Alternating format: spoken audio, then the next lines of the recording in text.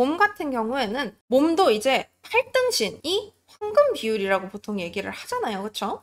그래서 먼저 이 황금 비율인 팔등신을 기준으로 머리 끝과 여기가 머리 끝이죠.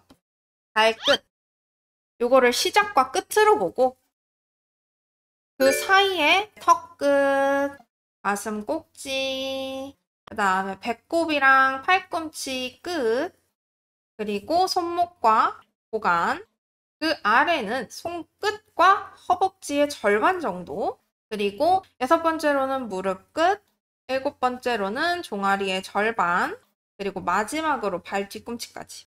이런 식으로 8등분을 나눌 수가 있습니다. 아까 말씀드렸던 것처럼 머리 하나가 1등신이고요. 이 머리가 하나, 둘, 셋, 넷, 다섯, 여섯, 일곱, 8개. 이렇게 들어간 거를 우리가 8등신이라고 부르죠. 그리고 그 중에서 이제 이 중에서 턱끝이라고 적힌 부분부터 고관까지가 턱끝이라고 부르는 부분부터 손목과 고관이 있는 곳까지가 상체, 그리고 나머지 고관에서부터 발 뒤꿈치까지가 하체라고 부를 수 있습니다. 그리고 사람은 상체보다 하체가 조금 더 길어요. 그래서 상체 같은 경우에는 이렇게 3등신 정도의 비율을 갖고 하체는 4등신 정도의 비율을 가지고 있습니다. 우리가 이제 인체 토르소나 혹은 도형화를 할 때 도형으로 잡는 위치와 가장 유동적으로 움직이는 곳을 상체라고 할 수 있어요. 왜냐하면 도형화를 할 때 우리가 보통 어디에다가 도형화를 하죠? 가슴 있는 이 부분과 하반신이 있는 엉덩이가 있는 이 부분을 보통 이렇게 도형화를 하잖아요. 그렇죠? 그래서 이 부분을 상체라고 할 수 있는 겁니다. 물론 이제 상하체만 구분짓기 위해서 상체랑 하체랑 각각 나눠 부르기도 하는데 그거 같은 경우에는 요 엉덩이가 있는 부분까지 하체라고 보기도 해요. 요거는 이제 자유롭게 생각을 해주셔도 좋을 것 같아요. 저는 일단 가장 유동적으로 움직일 수 있는 부분, 요 3등신에 포함된 요 부분을 상체라고 불러주고 있습니다. 그리고 움직이는 다리 하체라고 부르고 있고요.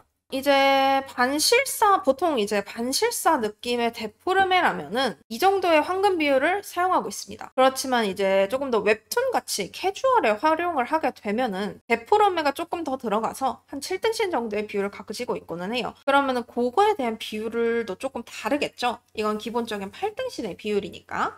그거 같은 경우에는 이 옆에 잠깐 표현을 해보자면 똑같이 머리가 하나 들어가 있고 목이 들어가 있고 여기에서부터 이제 상체는 이렇게 절반, 이렇게 나뉘어 있을 테니까 여기에 상체가 올라가 있고 유동적인 하체의 시작 부분인 손목, 고관 부분이 들어가 있고 발 뒤꿈치가 여기에 닿을 거예요. 이것도 이제 별로 어색하지가 않죠. 왜냐하면 가장 사람들이 많이 보는 그런 비율이기 때문에. 그래서 이런 식으로 7등신의 비율을 갖게 된다라고 생각을 해주시면 좋을 것 같습니다.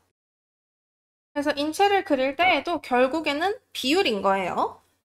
1등신 머리라는 1등신 비율, 턱 끝에서부터 가슴 꼭지 부분에서 절반 정도보다 조금 더 위로 올라가게 되면은 그게 바로 목의 길이인 겁니다.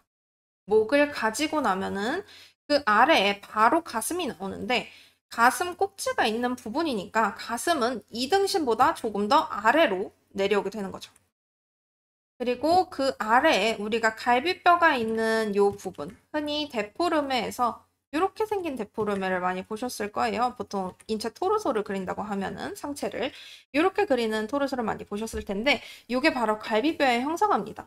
그래서 그 갈비뼈에 이렇게 들어가 있는 갈비뼈가 이제 가슴 꼭지와 배꼽 쪽에 놓아져 있고 그 아래에 배꼽과 팔꿈치 부분은 같은 선상에 있다는 것을 알아주시면 좋을 것 같습니다. 그리고 그 아래쪽에는 우리가 흔히 사타구니라고 부르는 고관이 있고요. 이 고관의 위치와 여기 손목의 위치가 보통 같습니다. 손 같은 경우에는 쫙 피면은 얼굴 하나의 크기라고 보통 하잖아요. 그래서 손의 크기는 얼굴 하나인 이 정도로 잡아주는 거고 손 이퀄 얼굴이 되는 거예요. 그래서 이거 하나 정도의 크기를 가지고 있는 거고, 손 같은 경우에는 얼굴 하나의 크기를 가지고는 있는데 이게 너무 클 수가 있어요, 사실. 그래서 보통은 여기에 있는 여성처럼 조금 짧게 하기도 합니다. 요거는 이제 데포름에 맞춰서 본인이 줄이셔도 되고, 그렇다고 너무 줄이면 안 되겠죠? 줄이셔도 됩니다. 요거는 조금만, 한 요 정도까지만 줄여도 상관없습니다. 그리고 요것들을 다 지나서 손끝과 허벅지 중간 부분을 지나면은 무릎이 있습니다. 무릎은 사람 주먹만한 크기 정도는 돼요. 그래서 요 무릎의 끝부분이 육등신이 되는 겁니다. 그리고 이제 점점점 또 내려와서 종아리의 절반 부분. 종아리도 이제 근육이 보통 있는데 그 근육 중에 이렇게 하트 모양 비스무리하게 생긴 근육이 있어요. 이 근육의 끝부분이 종아리의 2분의 1 정도가 되는 겁니다. 그리고 아래로 내려오면 끝인 발 뒤꿈치. 발끝을 이렇게 빼주셔서 이제 전신을 그리시는 분들이 있잖아요. 이 부분들을 생각을 해봤을 때에는 발은 여기에서 끝이 나는 겁니다. 발 뒤꿈치가 끝부분이니까요.